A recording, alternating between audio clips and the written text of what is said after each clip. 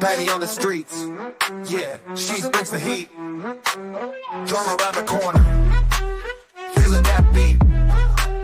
YouTube days, episodes unfold. Betty's got the scoop, stories untold. Navigating drama, twists and turns. Betty breaks it down, everyone learns. Go down low, she's got all the tea. Pull up to the screen, come and watch for free. Watch. Betty, on the go. Streaming live, don't miss the show. On the streets, she's our guide. Hip-hop dance, keep it locked inside. Every episode, every time, Betty's here, making it shine. Feel the rhythm, hit the floor. Betty's drama, always wanting more. Catch the vibe, she's in the groove. Pitch the twist, she's got the moves. Drama drops beats, keep going. Dance all night, energy shows. Betty, on the go. Streaming live, don't miss the show. On the streets, she's our guide. Hip-hop dance, keep it locked inside.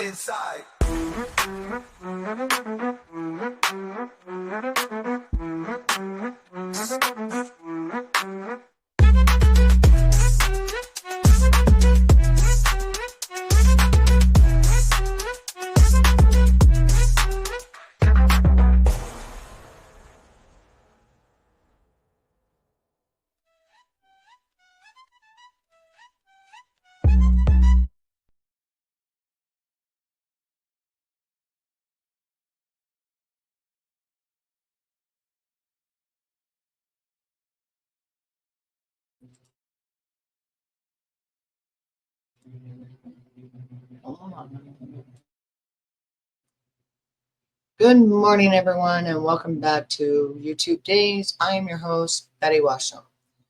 And today we're going to go over a little bit of what Candace Owens had to say yesterday and how she is portraying she wants war. And then what TPUSA had to come back and say about the evidence that she had shown about Mikey, which was the chief of staff, a very good friend to Charlie Kirk, from what everyone knew, as he even drove him to the event. But how he acted when Charlie Kirk got shot is what actually amazed Candace Owens. And it did me too, because not normal body language acts like the way that this was done, and I'm going to show you. And then I'm going to show you what TPUSA came back and said, and how it just had my mind going, what? So let's get into that right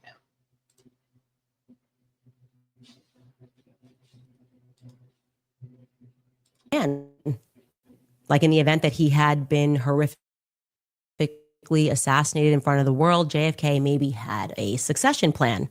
Now, if these terms I'm using here sound familiar to you, it's because they should sound familiar. It's the exact terminology that was utilized by Pastor Rob McCoy just 4 days after Charlie was murdered. In front of his congregation, he spoke about Charlie's succession plan that he was somehow privy to. I don't know why, but he knew 4 days later and announced to the world that Charlie indeed had a plan. Take a listen. Everyone's worried about the leadership of TPUSA. Don't. He was wise enough at 31 to put together a plan for succession. It's very clear what they decided, and they're implementing it now. Amazing. I mean, amazing. So on September 14th, we were made aware of this succession plan, and I find that to be fascinating. The people who didn't even know Charlie all around the world seem to be fighting harder for him, fighting harder for truth. And it is, in fact, thanks to people on the internet like Sam Parker, James Lee, Ian Carroll, Zeb Boykin, many others, that a video from September 10th has gone pretty viral. Okay, so Let's take a look at this. It's a video of course, Pastor Rob McCoy's son. His name is Mike McCoy. And you're going to see what he does, not in the seconds following Charlie getting shot, but in less than 1 second after Charlie gets shot. These are not seconds, less than 1 second. You're going to watch what Michael McCoy does. First, let's hear his daddy's version of the events. Take it away, Pastor McCoy. As a father, I want to protect my son. And I thought, I got a plan for you, son. He said, Dad, that's not Charlie's plan. And you know what? I'm looking at my son who's 24 years old. Justin's the CFO, Chief Financial Officer, and Mikey's the Chief of Staff. And I'm watching, the minute Charlie was shot, he called me, says, Dad, Charlie's been shot in the neck. Please call every pastor and pray. I said, okay, son. The minute. He has wits about him. He was just directing. He had blood all over him. And remember, he said the minute that Charlie got shot, he called his dad. But TPU says something different. Two things I want you to remember here. You may have caught that, but he said, I was watching. And the minute Charlie got shot, he called, and Mikey McCoy says to his dad, Charlie's been shot, pray for him. He says the minute, maybe he's being a little hyperbolic. We're going to find out. I'd certainly like to find out. But he stops and stuff. He says, I was watching. Watching what exactly? What were you watching? I want to remember that. It's rubbing me the wrong way. And I'm going to tell you why that's rubbing me the wrong way in a little bit. But the bigger thing is that he says Mikey had blood all over him. Except Mikey did not have blood anywhere near him because Mikey was behind the tent when Charlie got shot. And Mikey, in less than a second, does something that I find to be quite strange. He puts his phone to his ear and he begins a conversation. So we're going to watch that clip in its entirety. Mark is going to bring it in.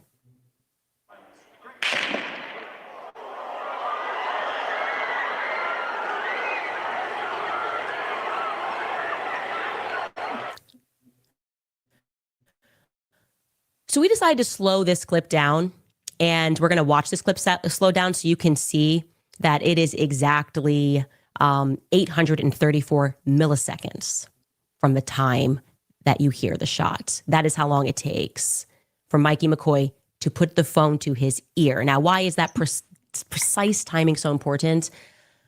Because there's no dialing. Mikey didn't have time to dial, okay? You can't dial and put your phone to an ear in 0.834 seconds. The next time that you're going to see Mikey McCoy, as we just showed you, is in just under 2.5 seconds on the other side of the tent. He's on a phone call. So we can track Mikey, but let's watch the clip again in milliseconds so you really grasp how quickly this transpires. So when this clip was brought...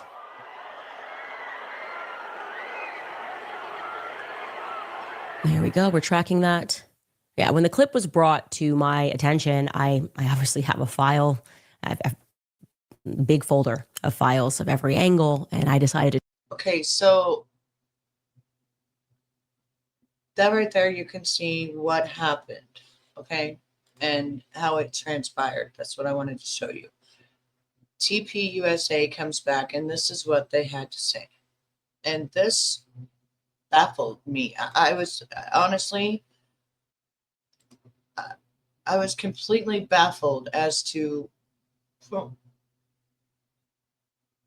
what they had to say. I never even dreamed that this is something that they would have to say.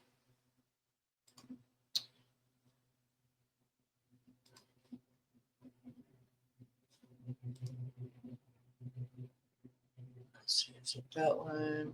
Yeah.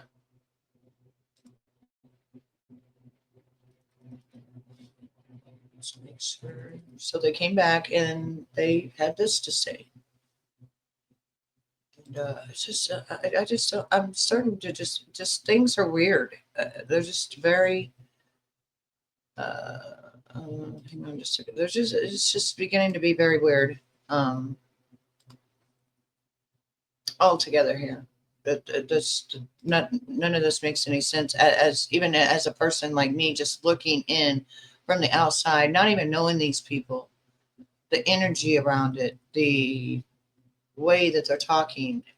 And I'm going to let you all leave it in the comments below as to what you think after you hear what they had to say here.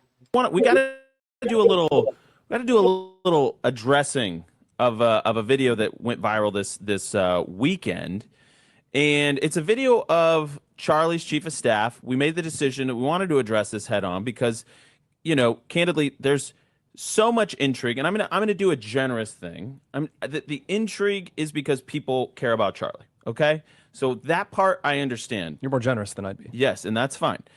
And I am going to give you the floor here now, Blake, because you were there and you actually interacted with Mikey. You were with Mikey. You left the scene and then connected with Mikey. So explain what the video is. All right, I'm not going to set the scene. I'm not going to wallow in it at length, but people have. It's gone viral and people have asked us to address it, and we're going to do so briefly. The video, without going way into it, is by, I can't even remember the guy's name. Someone made a video that is attacking Mikey, Charlie's friend, Charlie's chief of staff, a guy all of us know, a guy who we've seen on the show here the last few weeks. They are attacking him, claiming, based on a few seconds of clips, that he allegedly has like a nonchalant or calm reaction to Charlie's murder. And I'm just going to be blunt about this. This is a extremely disgusting attack. And I can speak to that because I was there when it happened and I was next to Mikey when it happened. And what I can say is, I can't say every single thing that happened, but I want to talk about this specific narrow thing, that the shooting occurs. I am next to Mikey. Both of us hear a loud crack. We both turn. We both see Charlie, who has been shot. Both of us, I think at about the same time, realize that means there is a shooter who is on the scene. And, you just hear the crack, so you don't know, did it come from far away? Did it come from close? Is there a mass shooter unfolding right now? So I and him both had the reaction of, let's get out of here before we are both shot. That is not us abandoning Charlie. Charlie had a security team. They all leapt immediately into action, and they got Charlie out of there, which was what their job was to do. My job was not to get in the way and screw this up because I had to be a hero. That was not my job. I remember even running past, both of us going past the SUV that we came in on, and me thinking, should I get in that car? And then thinking, no, that's a really stupid thing to do. And then I kept going. So I was not with Mikey, or I don't remember being with him. I think I was ahead of him as we left. And then we get out, and I run for, can't have been more than 15 or 20 seconds. And then I realized there hasn't been another shot, so the shooter has likely been detained or stopped or something, not in immediate danger. I pause, I look around me, and I see Mikey. And I see Mikey there. And truthfully, I will never forget what I saw, because I've seen Mikey almost every day for the past 2 years. I know his personality very well. He's a very bubbly guy. He's a very happy guy almost all of the time. And I'll never forget what I saw, because it was clear in the moment that he was profoundly freaked out. What I'll always remember is the way his lip was quivering, which I'd never seen before. And you very rarely see from someone that he was freaking out. And then I think he literally said to me, I might be imagining this, but I think what he literally said was, he was looking around, and then he says, I need to call Erika. And then he takes his phone and he begins calling Erika. And I don't want to disclose how that call unfolded, but he did that Okay, so when we go back and we listen to Candace again, she asked, who is he on the phone with? Who was he on the phone with at the 8mm second that he was on the phone? And now Blake Neff is saying that it was Erika. But his dad said it was immediately him, and that he had blood all over him. And that's a preacher that we're talking about. And this is a 24-year-old kid. Man, I should say. Pardon me, but a man. Okay, so we heard that. Now we're going to bounce back to Candace. Okay. We're going to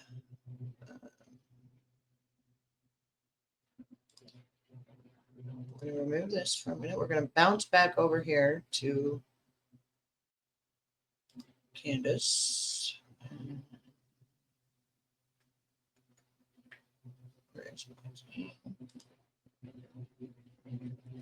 That's not it. Okay, something different. Okay.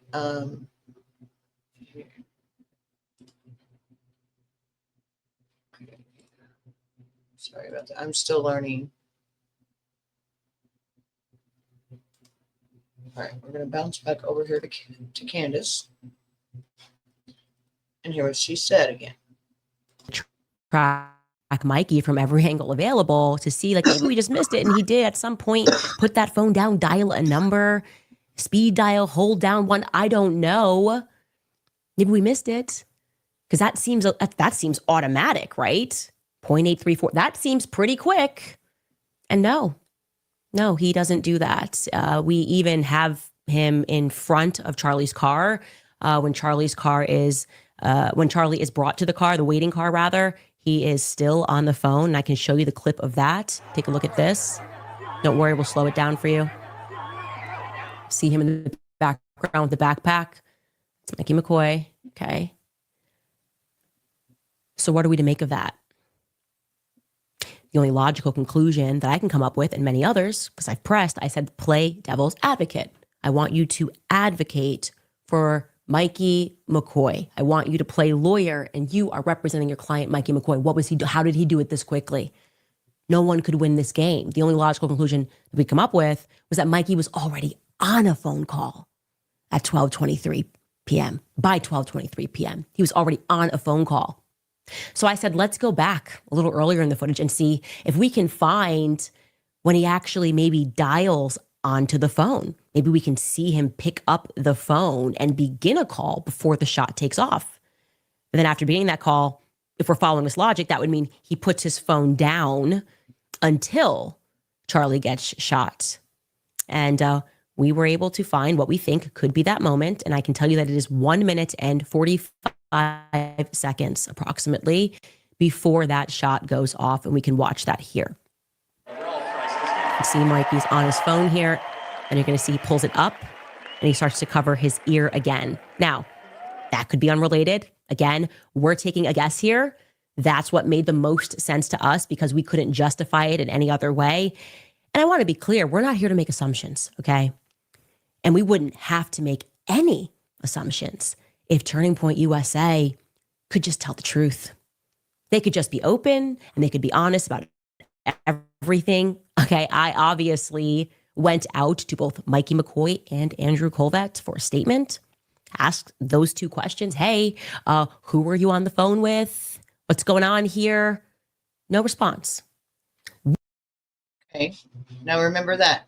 No response. She got no response. Okay, so we're going to go back to the guy who is speaking on behalf of TPUSA. We're going to go right back to who he was supposedly talking to. And I don't want to disclose how that call unfolded, but he did that. Oh. Freaking out. And then I think he literally said to me, I might be imagining this, but I think what he literally said was he was looking around and then he says, I need to call Erika. And then he takes his phone and he begins calling Erika. Okay, I'm going to say right there, and I'm not an expert or nothing. Just the energy, just everything. Just watching the video before that was presented just a while ago. And now the way that this man is talking, I am hearing nothing but deceit. Now, that's just what I'm hearing.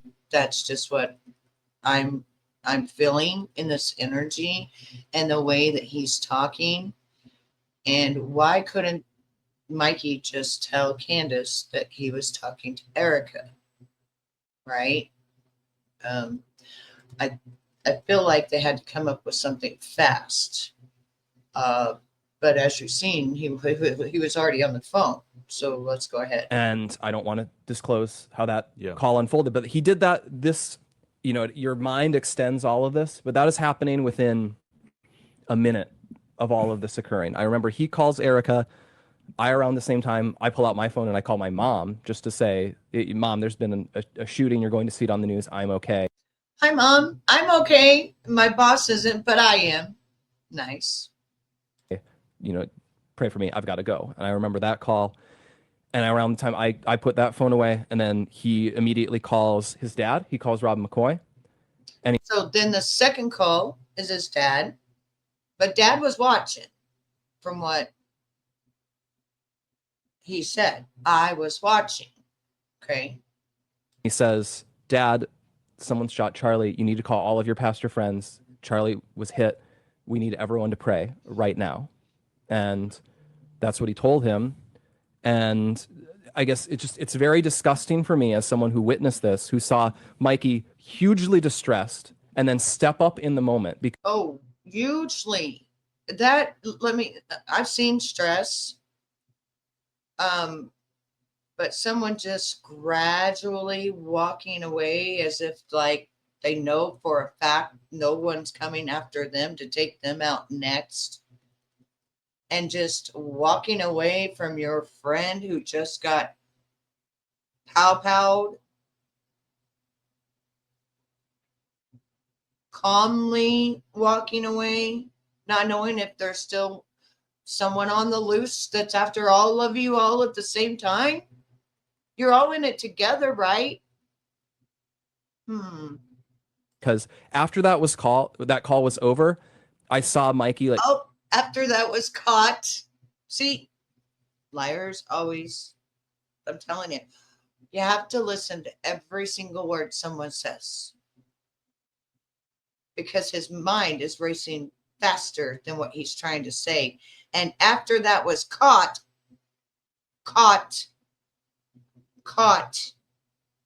Now we got to think of something else. And then he's going to call. Yeah, no. No. Get total mastery of himself, that he realized he had to step up in this situation. And from that point, he was like a general directing a battle where he was. Oh, he was a general directing what battle? They immediately took Charlie and put him in the SUV. At that point, I didn't see him directing anything at all. What was he directing? Who did he direct? Wow, no wonder Candace is like, I got no help from TPUSA. I thought we would all be in it together, trying to figure out who done this to our friend, who done this to, your boss even, who gave you this career that you have, that you're on this, podcast as a producer, Blake, and you come out with bold face, in my opinion, bold face lie. Grabbing people and saying, okay, we need to get to the hospital and we need to. He didn't grab anyone. He was ahead while they were taking him. While the people that were there with his bodyguards was the ones there doing everything like that. He was on the other side. To do these things, and you guys need to wait here. I need to get in here to get information so that I can get it to Erika. And all about getting it to Erika. Erika was there. Erika was at the event. So couldn't he just walk over and talk to her? Or is it going to be like the news stations and the newspapers that said Erika wasn't there? 4 different newspapers said Erika wasn't there, but she was there with her children. So why would anybody need to call her? She's right there. When we learned he was dead, he came out and he told us, and then he says, now none of you can say anything that you've heard, because Erika is not going to hear about this from anyone except me. Can I ask a question? Oh my goodness gracious. Okay, I've heard enough. Ladies and gentlemen, you leave in the comments below as to what you think this is, because to me,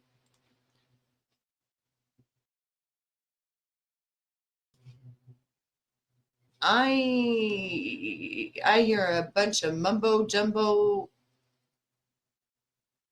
deceitful, playing in your face. Videos don't lie. Trying to come up with some kind of storylines,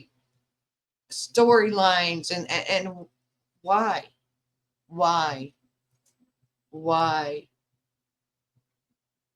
And that's what I'm going to leave it at. Candace, I pray that you find what you're looking for. And I stand behind you 110%. And what I seen yesterday when I read the tarot cards, I will take to my grave with me. But I think you will find out. And I'm out. Make good choices. Be kind to someone today. And may God bless each and every one of you. If you have not hit that subscribe button, please do so. It is free. Please leave a comment down below as to what you think about all of this. I mean, think of it as if it was your friend, your boss, someone you drove to the event with. And leave it down in the comments below and let me know what your thoughts are on this, because I'd really like to know. See you tomorrow morning. You gotta take control. Life's too short. Get out of your head, make a better life instead. You gotta give it all your best. So put your hands up to the sky and live your best life, alright. Don't just let it go by, just try, oh my. Got only one life, got only this time. We gonna get it right. You gotta let go of those who don't belong in your tribe. So cut the bad out of your life. Yeah, do it one time. You gotta work till you're winning. Yeah, take control of the system. When you invest, it's addicting. No time to rest, let's go get it. Not gonna stop till I'm finished. Not gonna drop to my limits. Deep in my chest, I'm inhaling. Believing, testing, and failing. You gotta flip everything in your mind. Take the limiting thoughts and turn them into your why. Prove to yourself you're worth it. You deserve it. Push past all the hurt and find your purpose. You gotta take control. Life's too short.